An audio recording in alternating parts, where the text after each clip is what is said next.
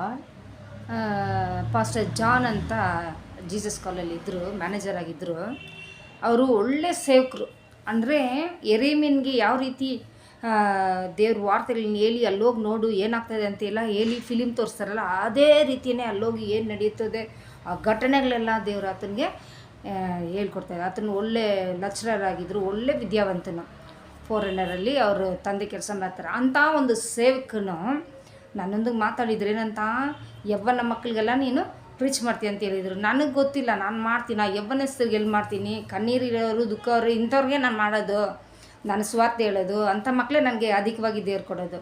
ಇವಾಗ ನೋಡಿದ್ರೆ ನನಗೆ ಕೊಟ್ಟಿರೋ ಭಾರ ಯಾವುದಂದರೆ ಯವ್ವನಸ್ಥ ಮಕ್ಕಳ ಮೇಲೆ, ಯವ್ವನ ಮಕ್ಕಳ ಮೇಲೆ. ಪಾಪ ಯವ್ವನ ಮಕ್ಕಳ ಮೇಲೆ ನನಗೊಂದು ಭಾರ ಏಸಪ್ಪ ಕೊಟ್ಟಿದ್ದಾರೆ. ಅವ್ರಿಗೋಸ್ಕರ ಸ್ವಾರ್ಥ ಹೇಳ್ಬೇಕು, ಅವ್ರನ್ನ ದೇವ್ರ ಕಡೆ ತಿರ್ಸ್ಬೇಕು, ಅವ್ರ ದೇವ್ರ ಮಕ್ಕಳಾಗಬೇಕು ಅನ್ನೋದೇ ನನ್ನ ಒಂದು ಉದ್ದೇಶ. ಅದಕ್ಕೆ ನಿಮಗೆಲ್ಲನೂ ನಾನು ದೇವ್ರ ವಾರ್ತೆಗಳು